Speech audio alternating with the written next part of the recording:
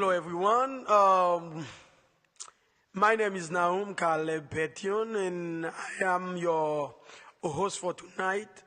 And I am so pleased and honored to be here with you. And this is Gou Lavi, the show that you guys have already known, and you've been following me all along. And I am so honored, and I don't know how to show my appreciation to my fan and everybody who's been supporting me all along.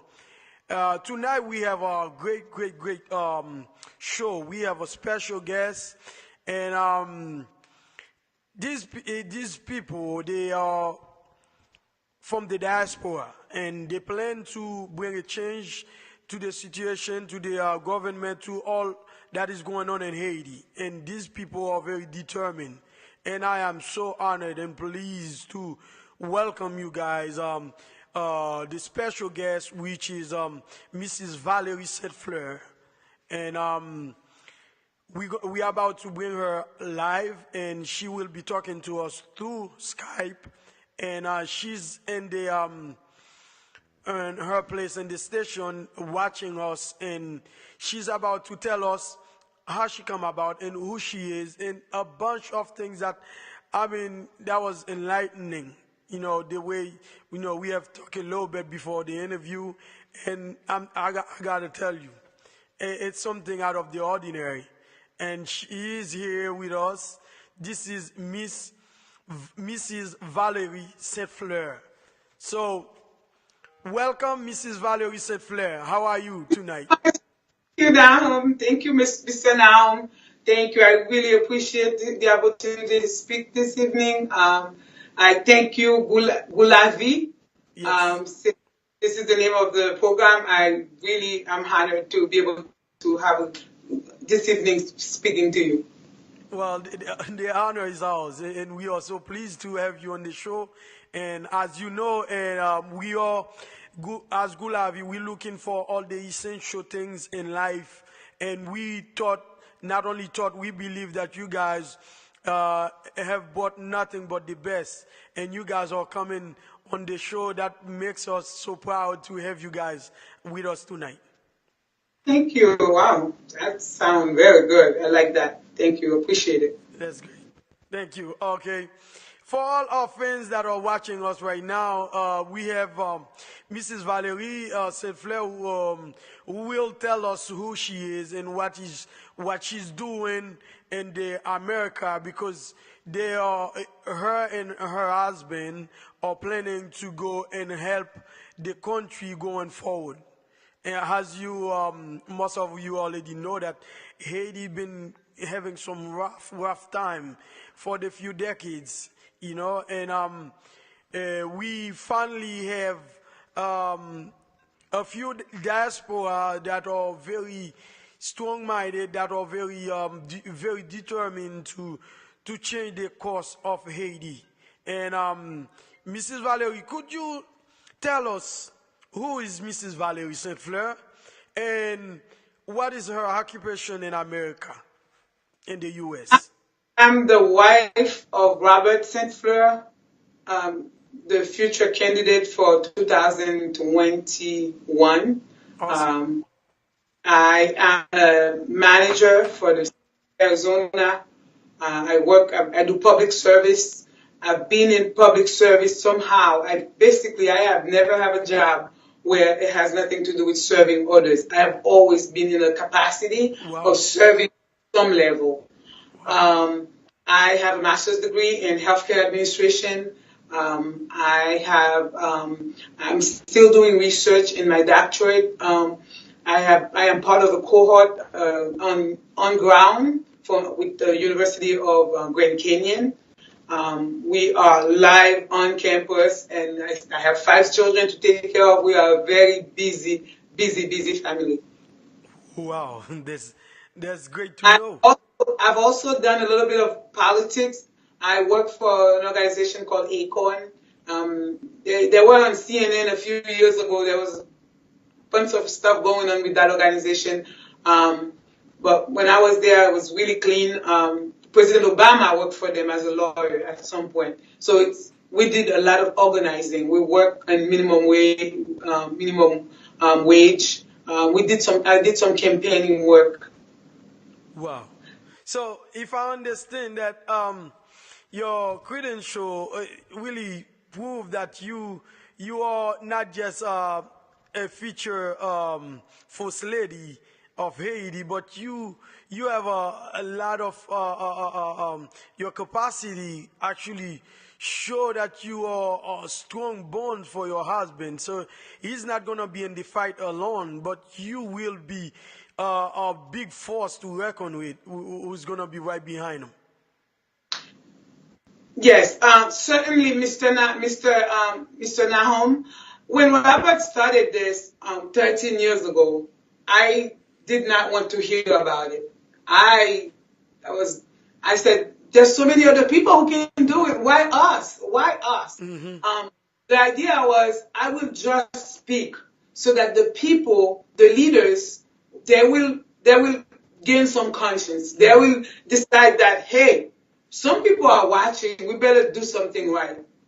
Also, when he started talking about this, the whole idea was simply never to be part of it, never to be involved in the midst of it. It was always, how do I inspire them? How do I inspire the leaders and inspire the people to stop making noise, stop burning, stop destroying, start focusing on doing the right thing, and encourage the leaders to serve this great nation. But it kind of turned around since 2000.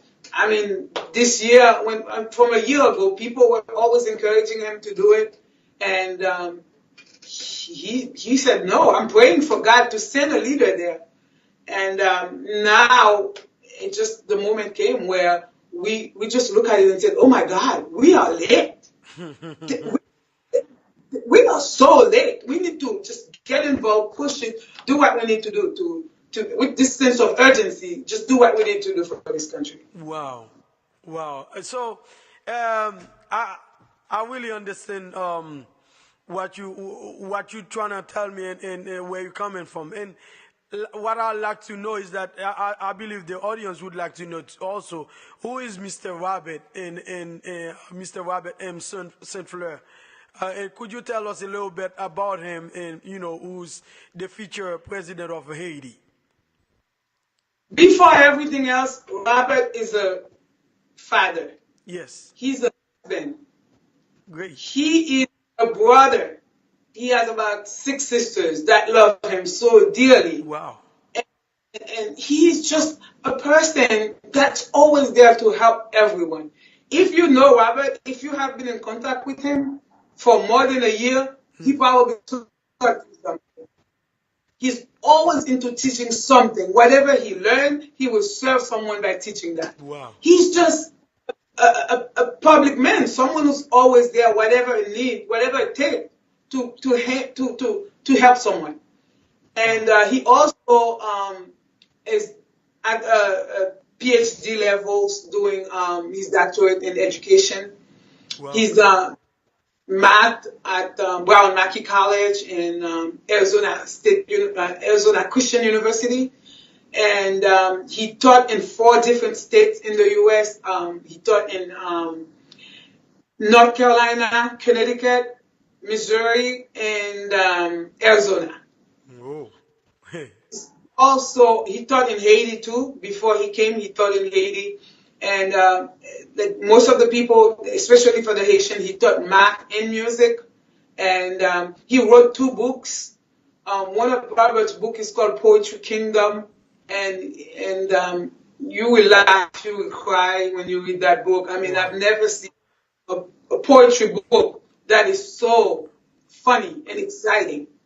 Poetry is supposed to be boring, but not Robert's book. Well, I gotta get me that book. I gotta get me that book. I am a very spiritual guy, and I love having fun and telling jokes, in my family. But from you telling me your point of view, from your point of view about Robert, Mr. Robert, or future Mr. President Robert, I had a chance to talk to him, for a few minutes, and I gotta tell you, this guy is down to earth. You guys were born to serve, and for me to actually get, be part of this interview, I feel so, I don't know how to express myself, but I'm so happy, I'm so honored, and this guy, I was talking to him, he's a person that he loves people, he loves to, to meet people and to talk to you, and have a little conversation going, very far, and I feel, I feel like this guy, we just talked for a few minutes. It's like that we've already known each other for a while, for a long time, and it was just like, we clicked. So I love this guy. But I really like your response, to those questions.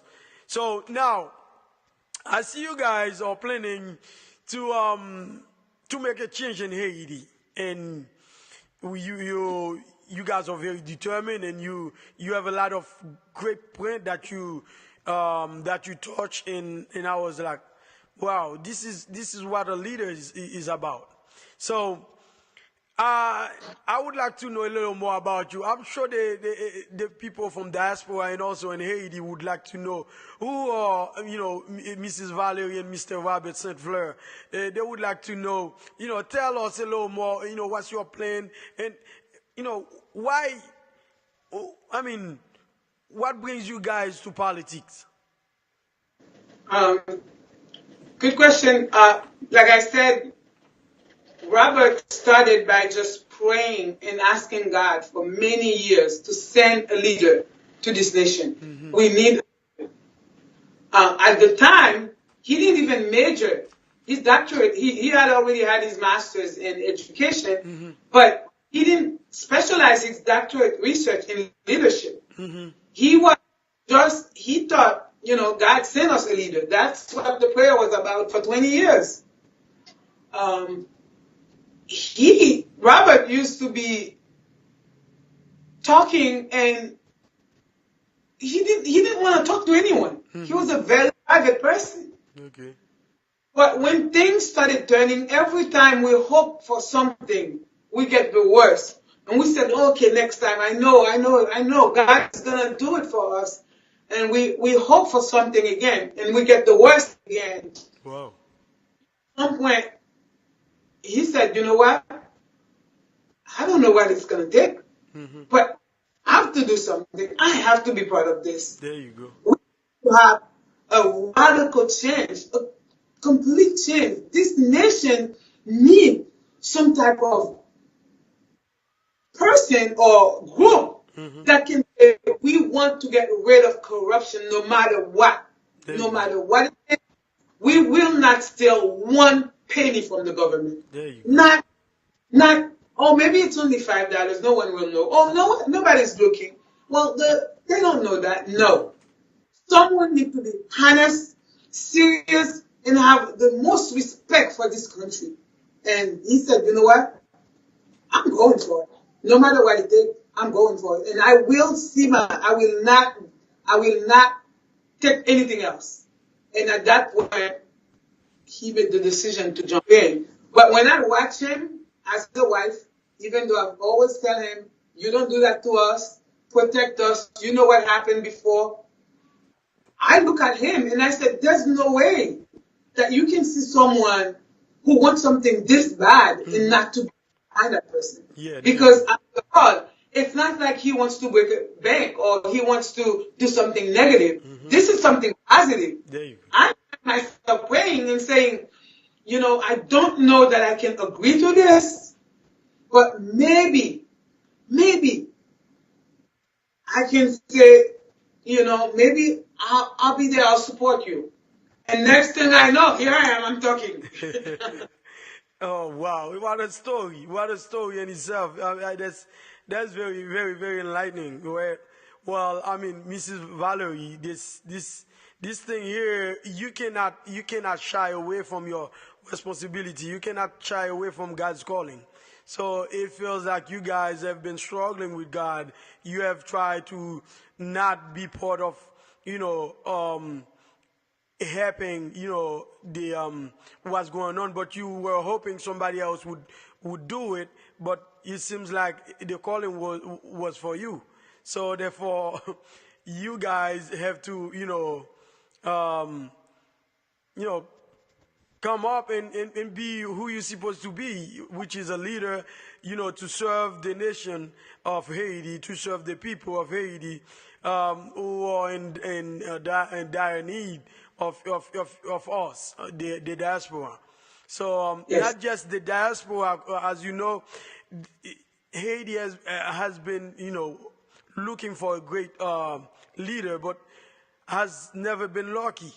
But we're not hoping, but for sure this thing's gonna happen with the party diaspora, because it seems like you guys are very determined, and from what you guys have put forward, there's no way that the country will not see change, from that government, from that party. We thank you a lot for all those comments, and we're gonna take like a couple second pause, and we're gonna be right back and see what you have in your pocket for us. Okay, give us a second. Thank you.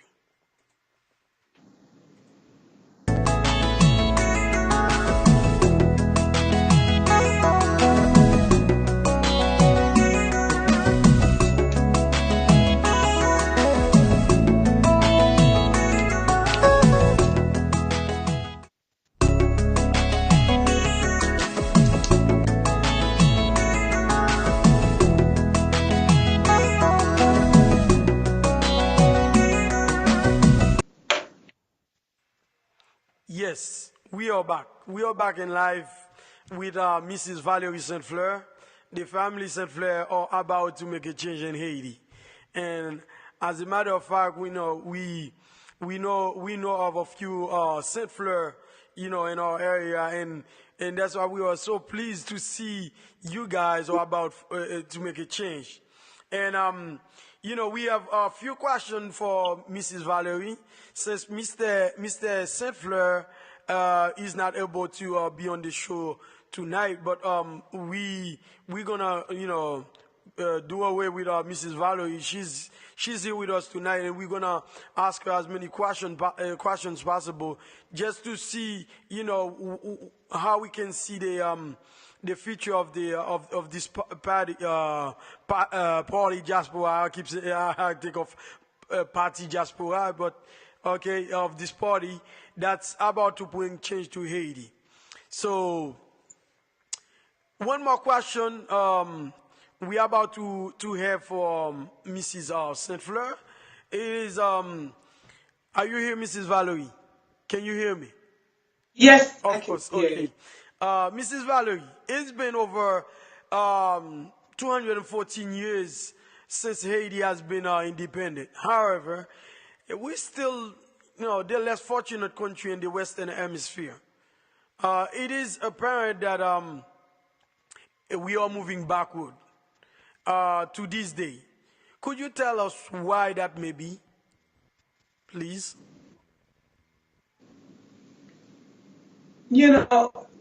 The situation, as you know, it's dire. It's been dire for so many years. It seems as though there's no way you can help this. There's no way you can fix this. Mm-hmm. But I'm here to say, Mr. Nahum, that's not true. It is a very simple country to fix, or country to help.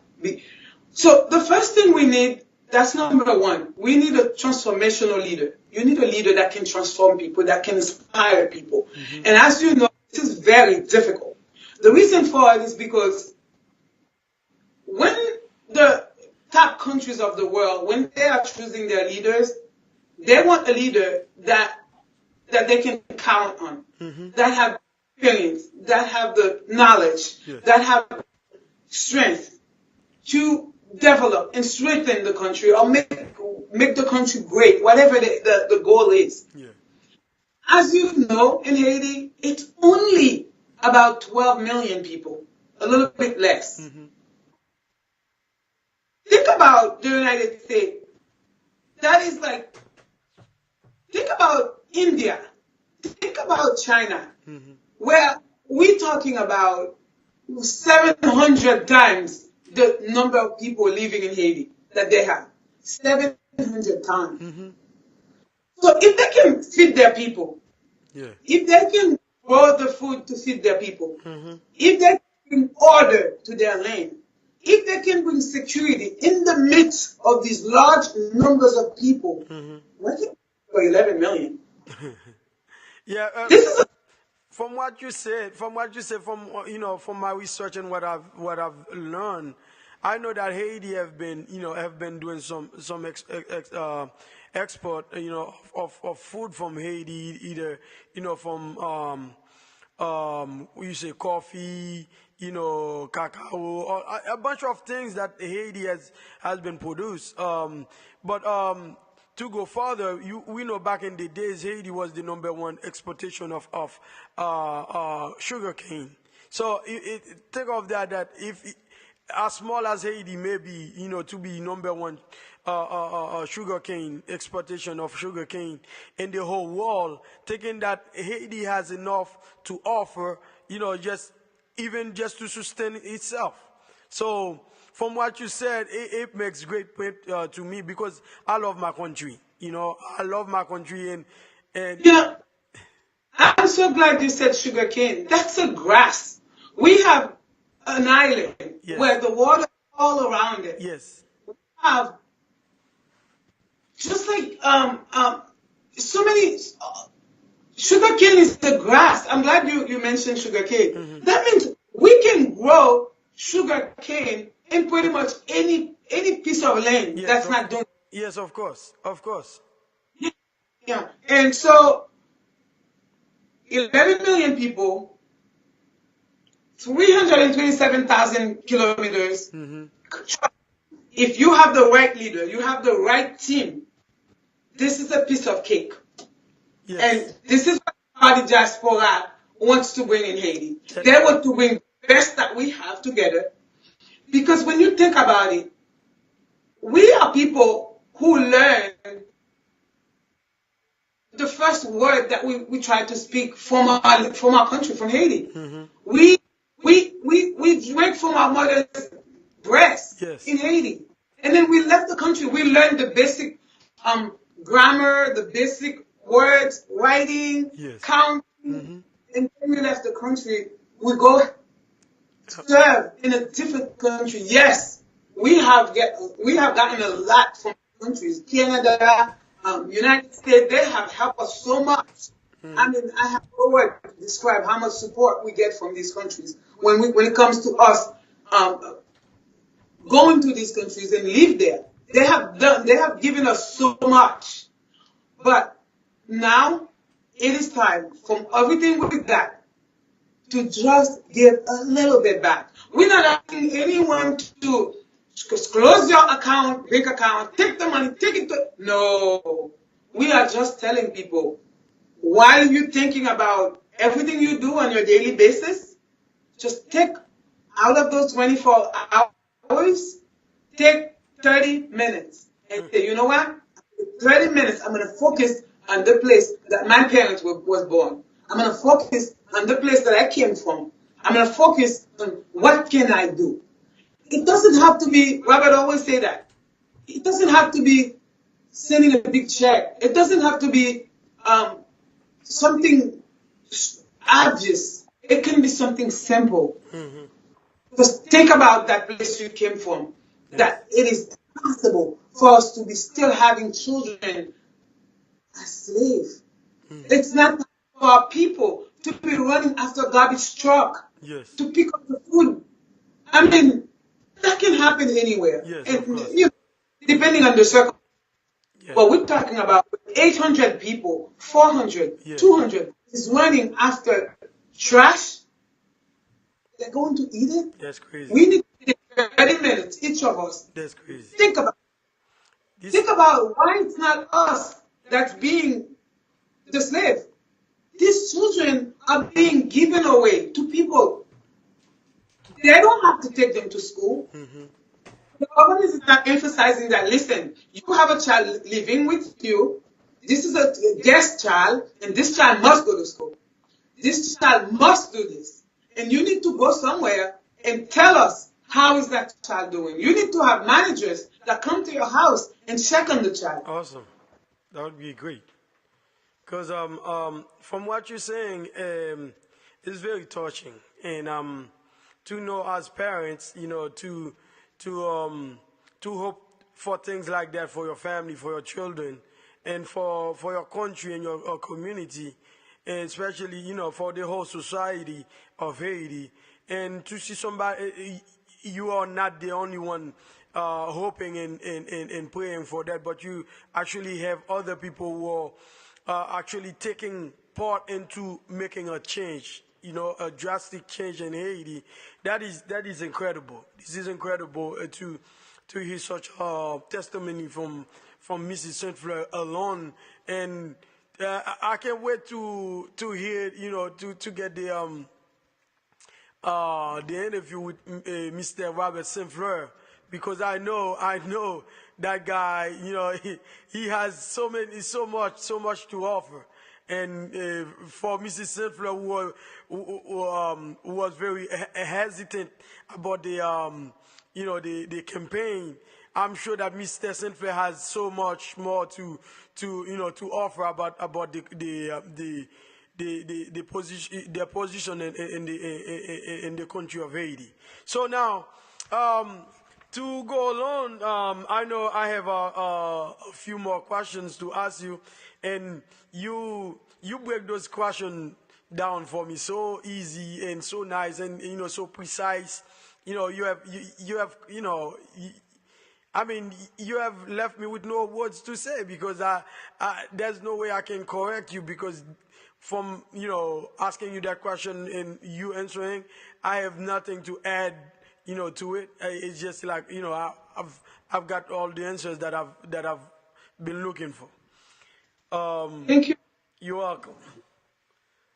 We know the whole world knows how bad Haiti has it going for her.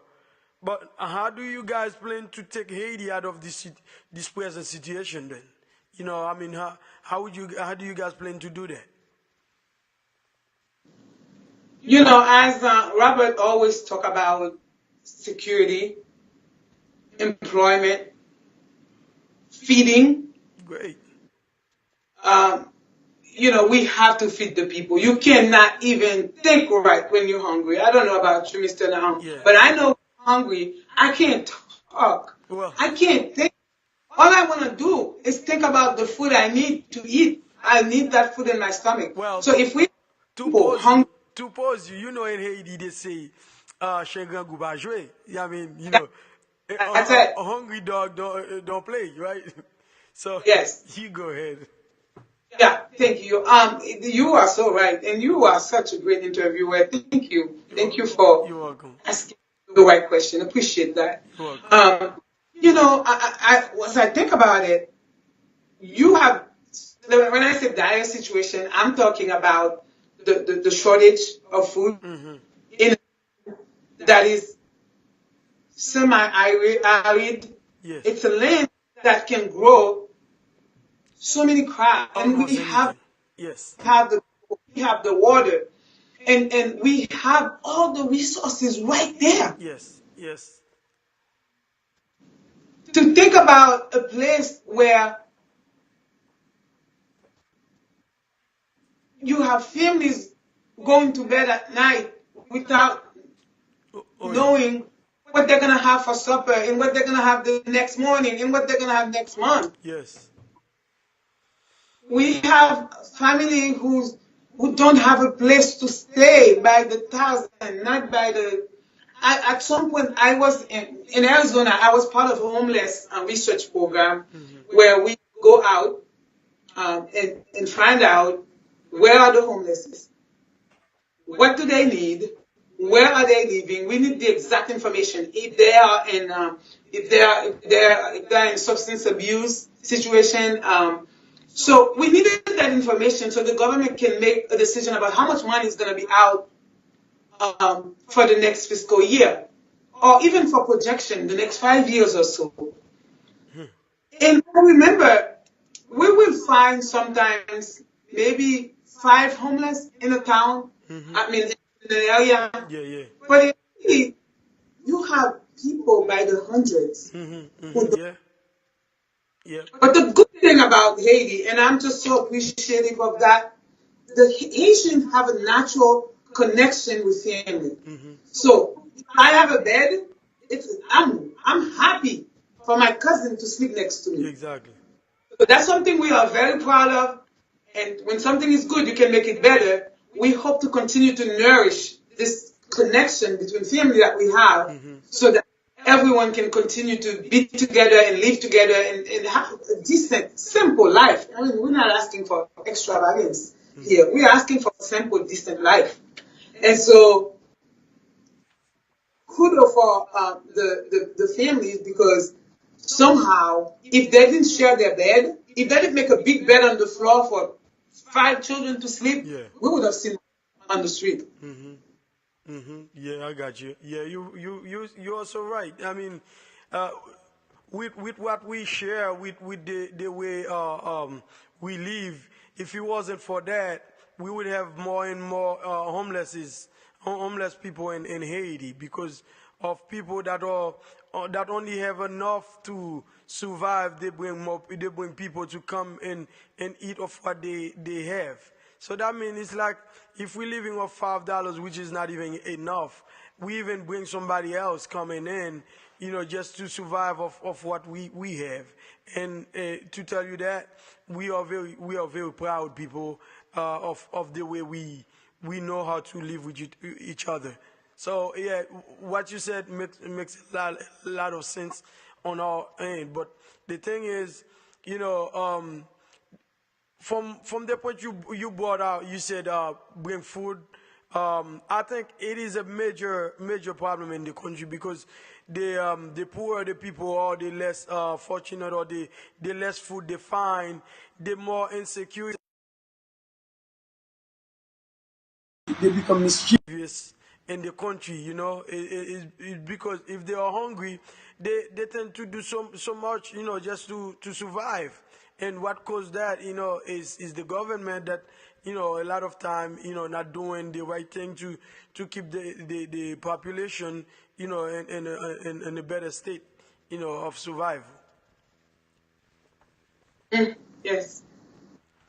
Yeah, well, what you said, brings me to a lot of things I used to go over on my talk show because we know Haiti, is such a great country, and now it is not anymore, and it's not because it doesn't have the capacity or have the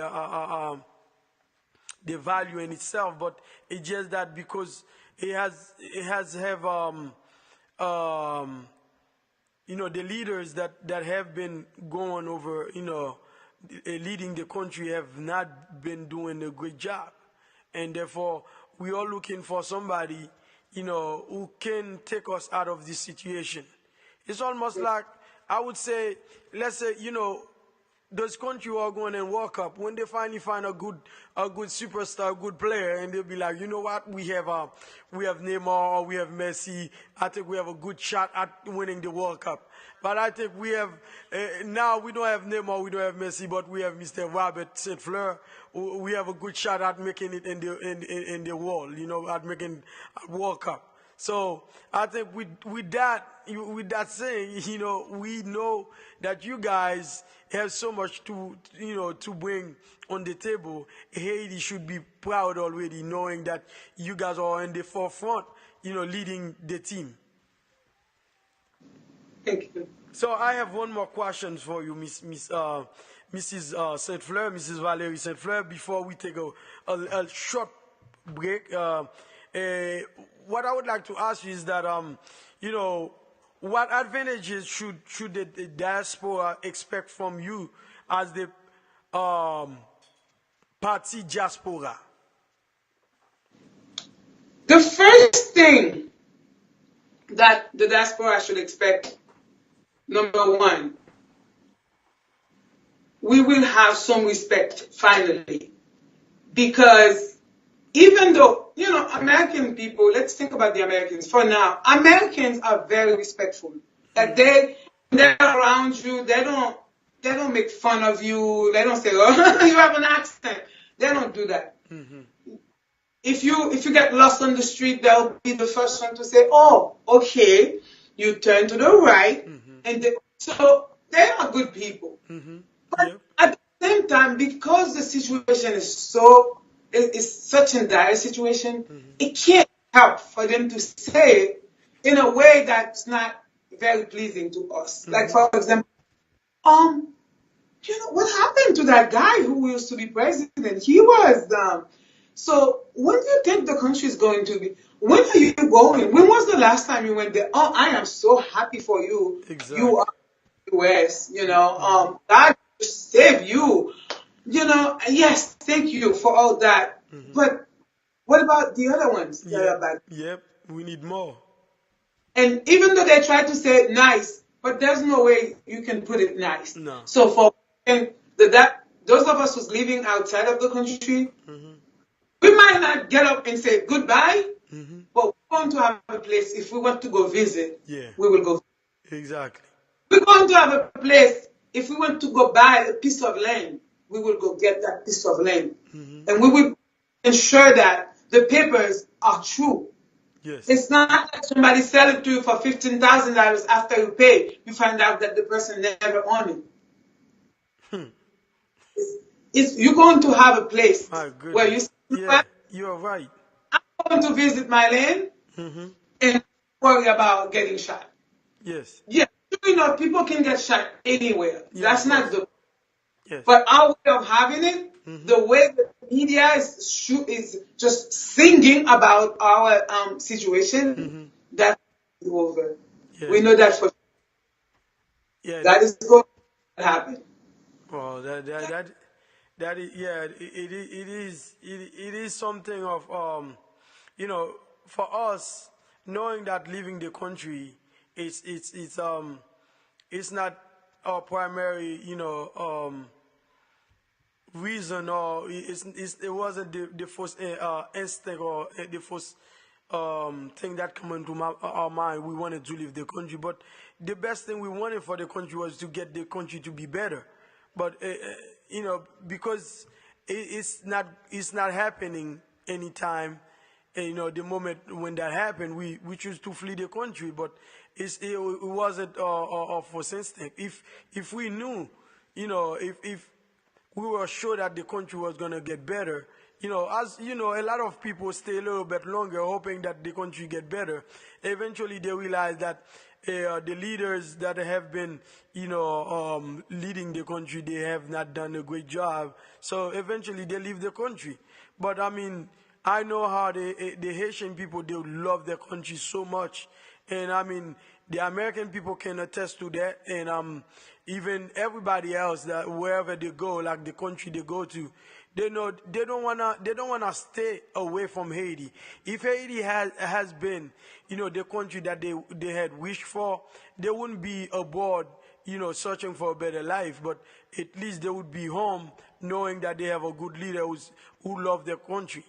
But I mean, how could you say you love your country when the country, they give you 5 years to take care of the country, and you have not done enough to for the inhabitant to stay in the country. Instead, whenever we get on power, people cannot wait to flee the country. So that shows lack of leadership in the country. That shows Oh, that these guys, they're not doing a great job. And people can say, go ahead, go ahead. that's why very often, Mr. Now, thank you. You said it very well. Um, you, that's why very often you will hear people say, "Oh, it's not easy to lead Haiti. The Senate. Oh, we can't do this." See, number one, the reason why it's so hard is because a leader you are meant for this position. you have for example, you have to be able to inspire. I always say that we have many different groups of people. We have the students, we have the intellectuals. There's a lot of intellectuals in Haiti. We have the religious. We have the ones who are saying, you know what, I am not Christian. I am so proud of my religion. It's exactly the opposite of Christianity. We have the rich. That's their country too. They were born. You have all these different groups. In order for a leader to be able to inspire them, number one, you have to be a true leader. You have to be a born leader. Of course, you're educated in leadership, but you have to be, before that, a born leader. You have to be an honest leader. Yes. If you are not honest, research shows that the Senate will not listen to you. You can't tell the Senate, I want you to do this, when you just stole something. Yeah, You you're right. tell the Senate, you better listen to me because I'm here to show you this is how it's supposed to be done. Yes. I'm waiting for it to be written. They are not going to listen to you because you're a spoiled leader. That's why whenever you are given a leader, the leader did not earn it.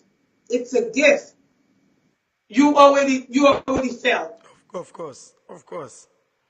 Alors, the reason that I have asked you that question is because, you guys are representing the diaspora, and of course, the diaspora has always been eager about, a change of the situation, of the ongoing situation in Haiti. And that's why, they always wanted to, and hope to step in and make a difference. And that's why, I asked you that question. And that is amazing, Mr. Now. I also want to add to this. So, for example, when you hear about someone in the US, right? The way they do it, they just go to the store, and while they're doing grocery shopping, they say, oh, MoneyGram is here. Let me send $20. Let me spend $50. Let me send $200. Let me send $500. That money has never been organized. A lot of time, the people who receive that money, they can go buy something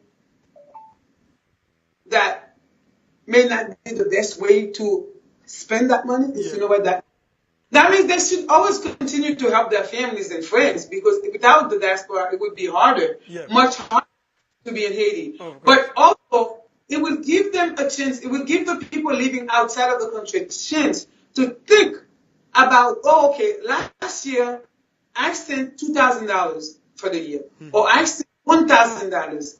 How can I utilize this $1,000? How can I utilize this $600? How can I make something with this?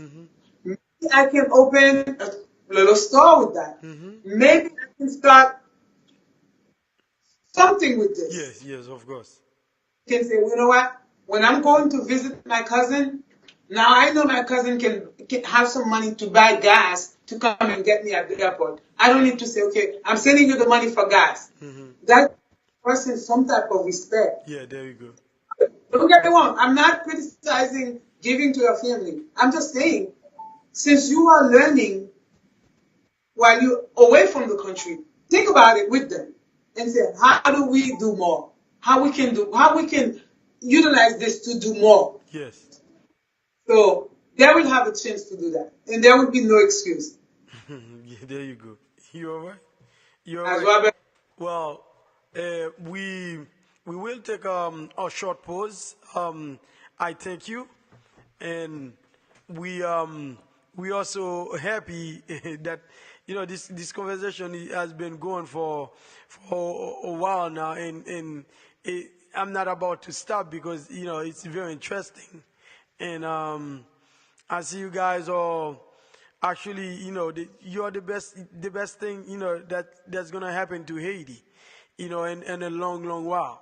So we hope that you guys, keep fighting, and hope not only the diaspora have fighting with you guys, but also the people in Haiti, because they know what they want, they know what they need, but still, sometimes it's just like when you have no leader at all, and you could have a country where you got two leaders that show up, and one could pass for 500 vote and be president, because if you don't have the right leader, most of people don't go and vote because they can trust neither of them. So eventually one of them gonna end up being a leader or the president, and then what happened? They're gonna end up, getting the country in the worst situation than it was before.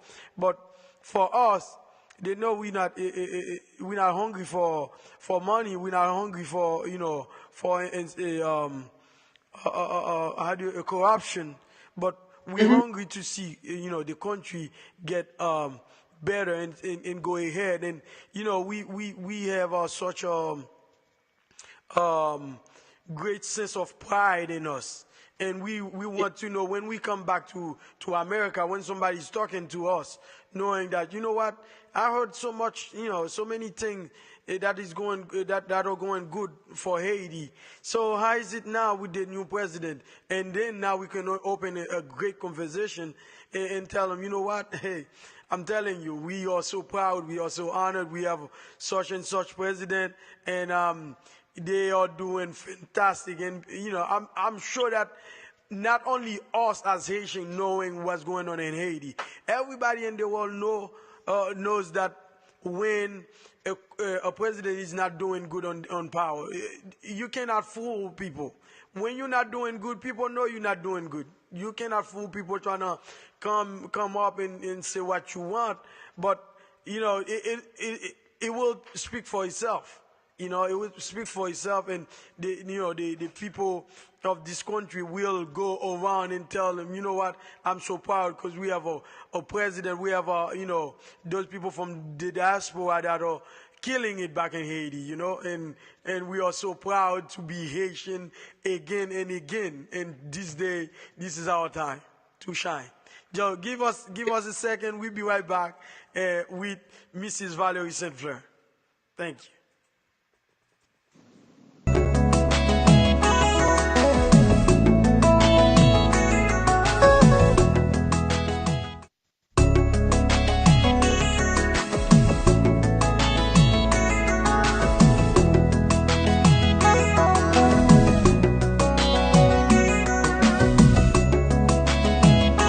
Yes?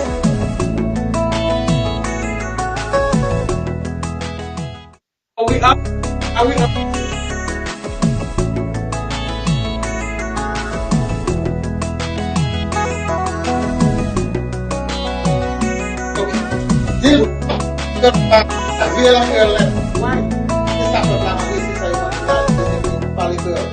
They're winning in Creole? Yeah.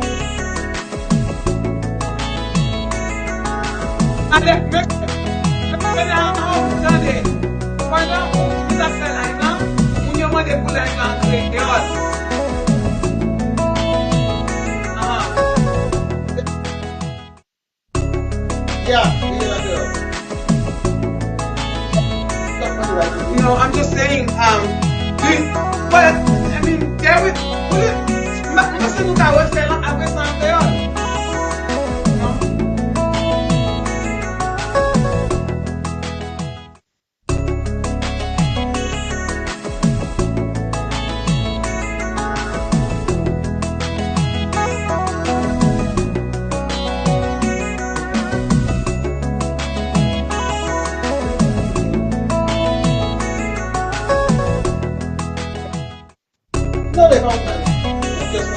Okay. Okay, that's fine with me. I'm ready to.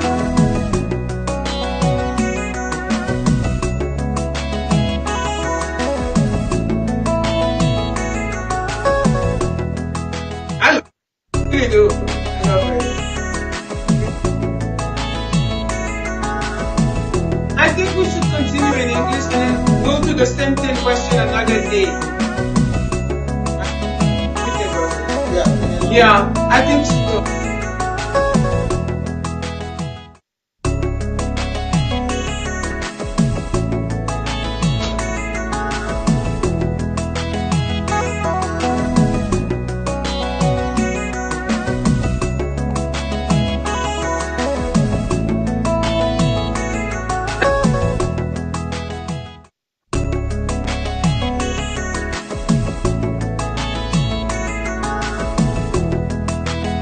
Yes, we will do that, certainly. Well, we are back now. We are back now. We thank everybody for being patient with us and stay online and watching us. Developing those subject. About Haiti, about what's going on and what's supposed to be done in Haiti. What will be done in Haiti once that new party of diaspora, get that power and show our people in Haiti, this is what they've been looking for, what they've been waiting for, what they've been dying for to see. And we are here with Mrs. Valerie Stfleur, the very wife of the great Mr. Robert M. Stfleur, who is the future president of Haiti. And so now we are back, Mrs. Valerie, and we have a few more questions just to finish with the live because I know I gotta tell you I've been it's been a long while keeping you here online. I mean, on the live and keeping you talking, and I gotta say I'm sorry to keep you that long.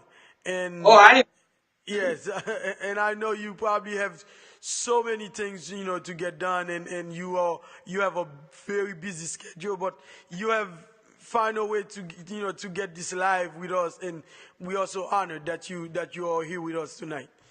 Thank you, And Mr. Thank you, Gou Lavi. you are welcome, and we are pleased to have you. Okay, for the next question that we have for you, I think the next question that is very very important to us is that what is your plan for the farmers in Haiti?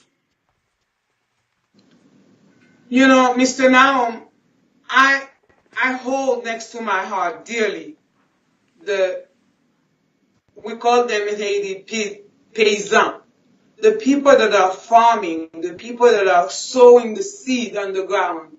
Mm-hmm. They're very, very, very important to any nation. Mm-hmm. Fortunately, in Haiti, we don't give enough respect to them. Oh no. And if we were to give enough respect to these people, they would feed us more.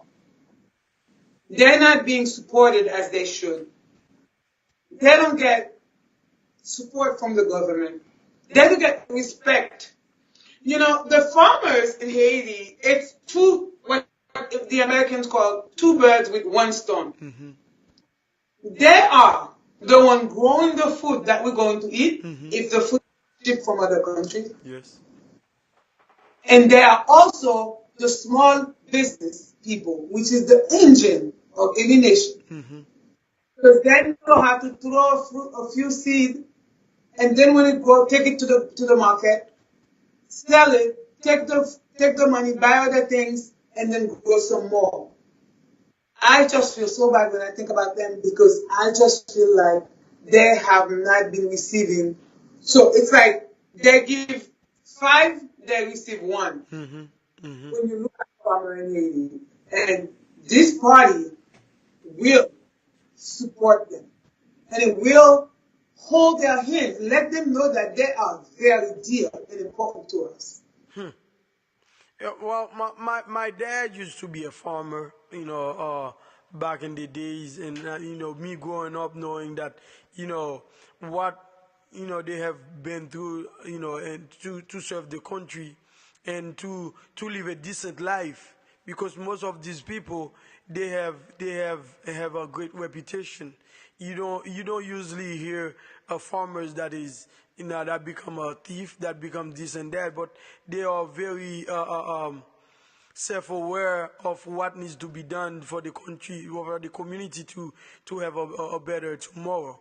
So, from you telling me what farmers are to this country of Haiti, and for me growing up, my second half of my life in America, I have seen what farmers are, and even when they're doing small farmers market in the local community, and I see these people, the American government or society, they cherish those people.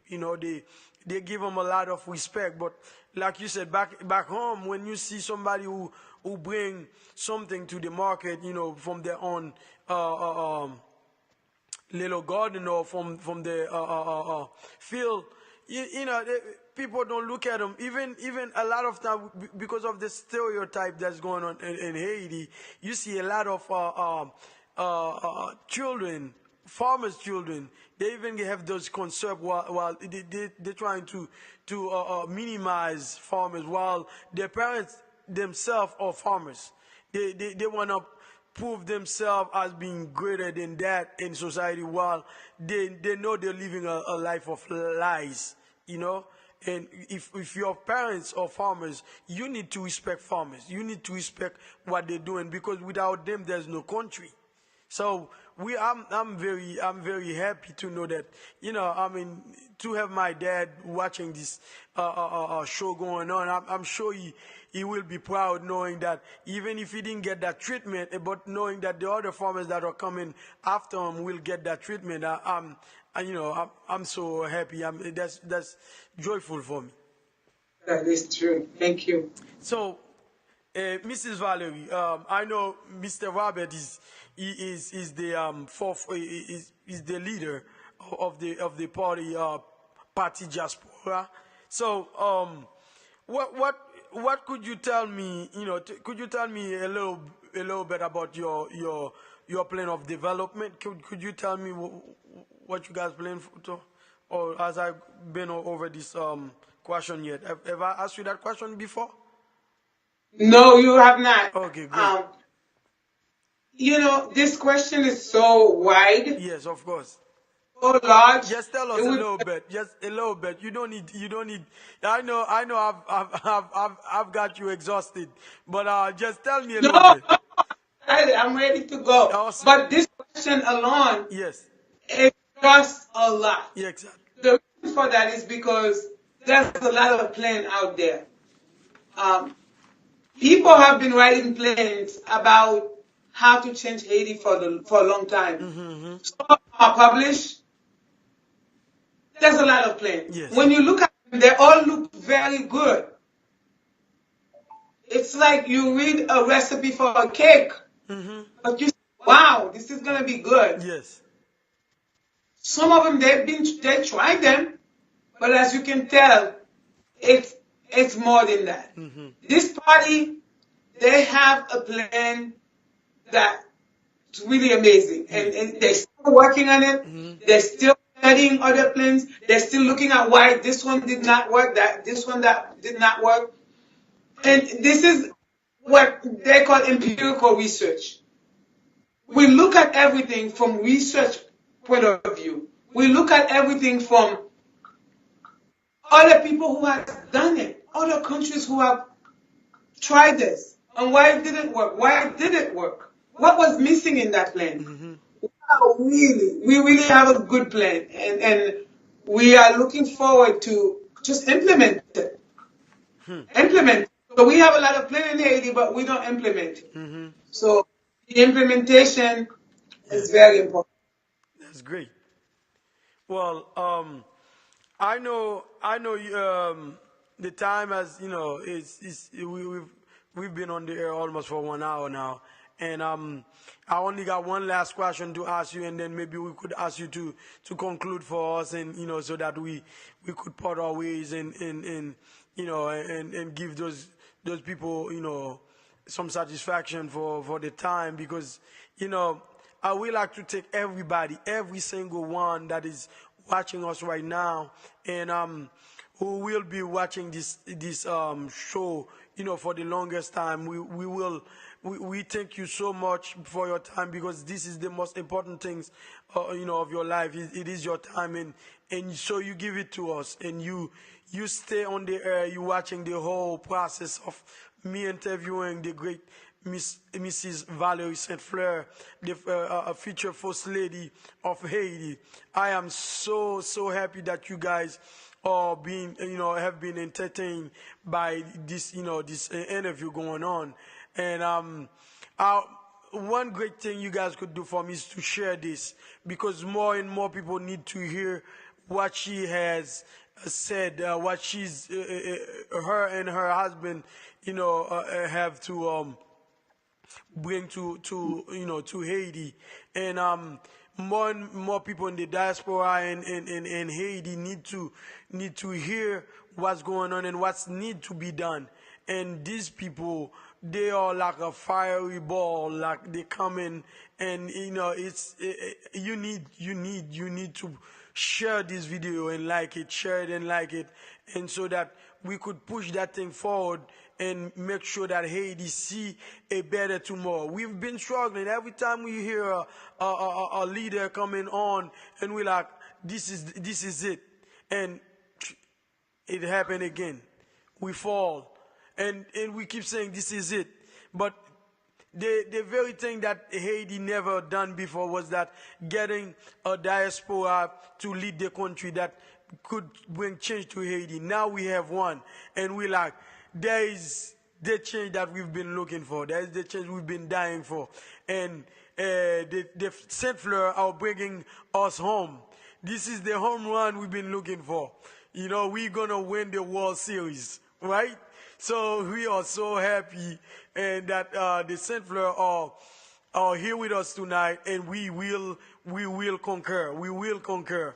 And to conclude on my end, I will ask you that final question: is that what is the cause of insecurity in Haiti? Could you tell us the cause of insecurity in Haiti? Because this is a very big problem in our country.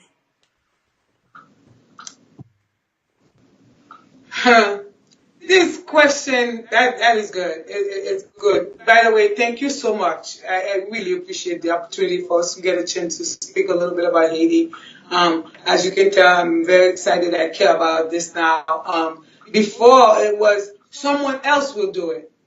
And now it's, how can we have everyone think about that they are that someone else? Mm-hmm. That there's no someone else, but whoever is part of the 17 million of Haitians living abroad and in the land. So they are that someone else. There's no someone else. Every time we talk about someone else will do it, then it's going to be Haiti again. Exactly. So I appreciate that, and I hope people who get a chance to see this, you can go to YouTube. You can see Robert's videos.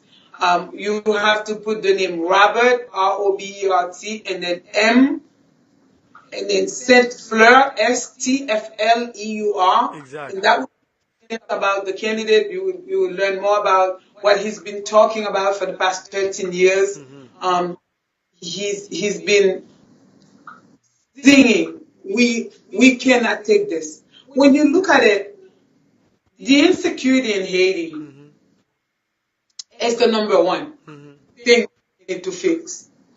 I sincerely believe if you have a safe Haiti, half of the job is done. There you go. Amen. The rest will, 50% of the problem will be taken care of just by having security. So this is the most important thing that Robert truly care about, and his team. The party truly care about that. Awesome. Look at, if you have security, you're not going to have people stealing inside of the government. Because that there will be watch. They understand that this is not supposed to be done because we live in a secure place. It's your environment. You have to keep it secure. If you have security, people will naturally say, oh, I'm going to try to save $4,000 this year, and I'm going to invest it in my country. Because I know that $4,000 one day will give me more. Yeah. If we have security, we can have investors. When we ask for investors to help us, I always laugh. There's no one who's going to invest have a place where they might get a chance to not only burn their building, but they can burn their car, they can burn their house. There you go. It might not even make it alive. Why are we asking people to come and invest? That we have the environment for that. There you go. Yeah, exactly. Why fix the security problem? Then invite people to come to invest. Exactly. Yeah. So security is really, truly number one. Right along with the hunger problem, and we have a lot of sick people.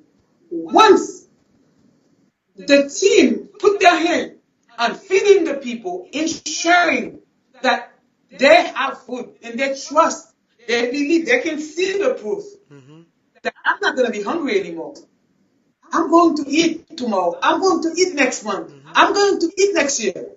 Once they understand that, you will see that they start focusing. And if they are sick, they know where to go.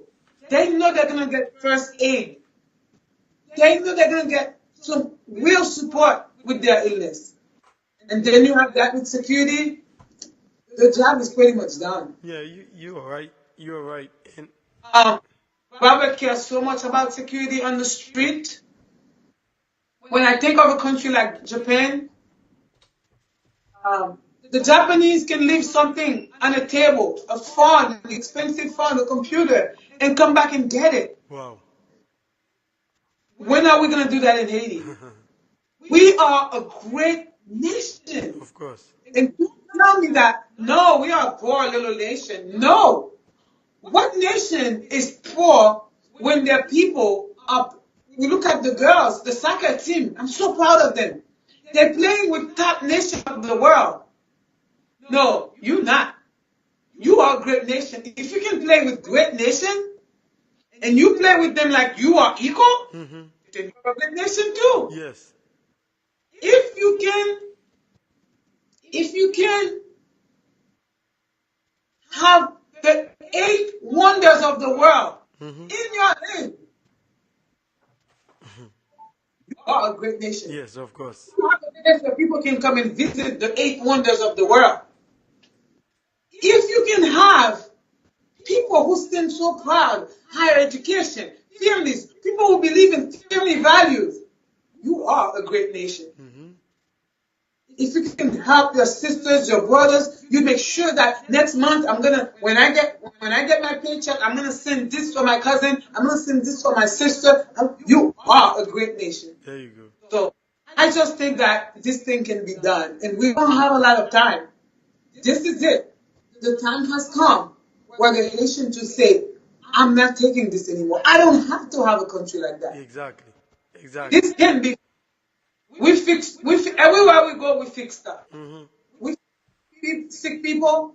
We fix broken people. We fix broken doors. It's time to go fix Haiti. Yes. And we can do that. Yes. No matter what, we're going to do that.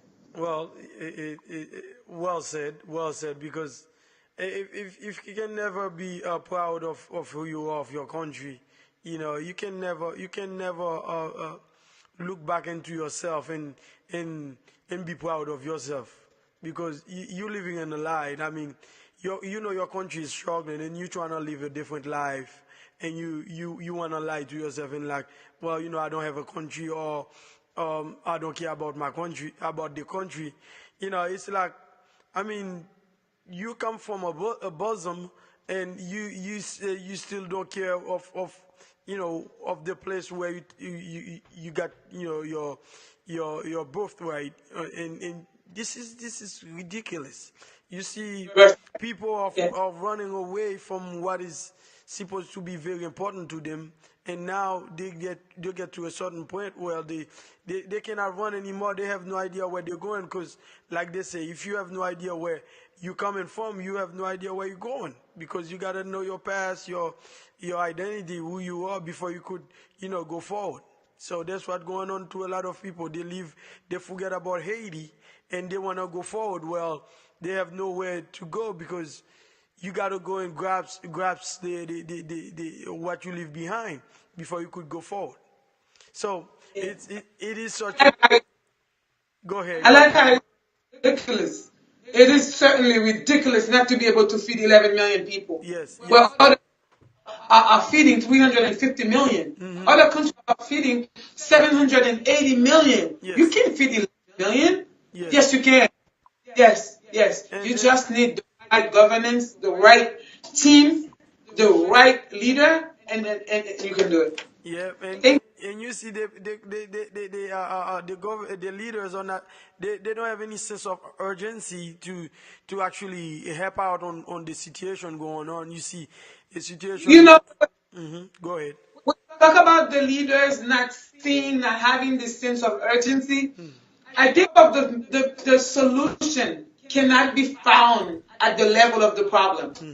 In order for you to find the solution, you have to be above the problem. Exactly, You exactly. have to be angle so you can see exactly how to solve it. There I you. think because they are in the midst of chaos and they are unable to just make the right decision.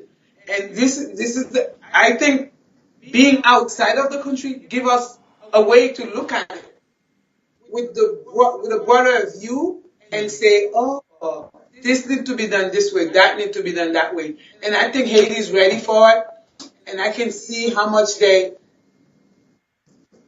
respond to this. Yeah. People Yes. are excited. I mean, I tell you, Mr. Now, people move already to wait for this. I mean, on my end, I mean, I'm living in America, and on my end, I can wait till Haiti, you know, achieve such a state where I can say I'm going back to Haiti for like 3 months, and I'm going to Haiti for like 6 months or maybe for the year. But it's I don't see it happening right now because of what's going on, of how those people are leading the country. I mean, a couple incidents that happened. I mean, I'm here in America, and I know I'm not living in Haiti, but from what I can hear, it's not a lie. I've heard and I've seen things where people in Dominican Republic have problem with Dominicans, and people are fleeing, going to Brazil and Chile and some other places, and there's nothing that the government has done, to actually help those people to stay back home and trying to be more productive to their own country. Instead, they open the door for them to go until the other countries are saying, we don't need any more Haitian coming over. And what that's such an insult. When you have a leader that is stepping in and saying, we're gonna do this and doing this, and after years and years, and nothing has been done to better the country. Instead, people are flying or fleeing the country, and still we are open doors for them to leave the country. Instead of government could have said, we're putting this thing in place just to keep those people in their country and be more productive. It's worrisome. Thank you. Thank you. Thank you so much for your service. Thank you for reaching out to us. And I think all of the other people, I mean, there's so many friends who are calling from all over the world Yeah. saying that I cannot wait, I want to be part of this. What do I do? I'm just so humbled by this, and I just think that I'm so grateful to be able to be part of this. And I kept saying to myself, why did I wait so long? Why didn't I understand this? Well, But I know grateful. He's so merciful. He'll give us a chance again to make it right. yes, We need to make it right. yes, that's great. Well, do you have a last word you wanna say before we end this video call, or maybe we say the show, just to let those I, people know? thank you. Appreciate it. We would like to thank everybody that has been great to us, been so helpful, so supportive of what's been going on, of the show, and most of all, we thank God for have been so gracious, grateful. I mean, gracious to us, and being um, so nice, awesome in our life, and have us here today you know, it's not by chance or by accident, but he had a plan for us to be here, and so that we could lead a great nation. And we see, you know, the very people that are in their way to lead Haiti into the promised land. And for us to be part of this going on, we are so honored. We thank God, and we thank our fans, everybody that's, you know, that's on the air, that is supporting us by sharing this video, and share it and like it, and help our brothers and sisters knowing that, you know, we need to support the Stfleur family, who will be taking over the presidency very soon, to help the country going forward in a new direction. And I can't wait to see that, you know, become a reality sooner than later. And I thank you guys. Keep sharing this video, sharing it, and hopefully it will bring change to our community and society. May God bless you. Help us, you know, in your prayer, and so that we can keep pushing what is right, what is true, what is such a Gou Lavi. You know, it's all about, you know, c'est ça. Anyway, at the end we could say Gou Lavi. I wanted to bring things that could bring the good taste, the good essence of life, you know, and to show those people, when we call the show Gou Lavi, it wasn't just by accident, but we wanted to prove to them, like, when you cook a food, the very essence of the food is the goo, is the taste of the food. If you cook a nice food, it could look nice, but if it doesn't taste good, then it's not, you know, it's not a food for me. It's not a food people want to eat. But I feel like, you know, I'm tasting my food, and that taste is gonna stay in my mouth for a long, long time. So it's such a pleasure having you with us, Mrs. Stfleur, Valerie, and hopefully the next time we could have Mr. Robert M. Stfleur with us. And by the way, don't forget my book, the book of poetry. I want to have a book of poetry. You let me know how I can get a book of poetry that Mr. Robert have written, and I can't wait to read that book, and, you know, and get my giggle and my laughter going. So may God bless you. Yeah, may God bless you, and keep you safe, and guide you in the right direction to bring a better tomorrow for Haiti. Thank you, everyone. Thank you, everyone. You be safe and stay connected, because God is bringing a change to our life. Thank you so much. May God bless you. Bye-bye. Thank you, sir. Bye.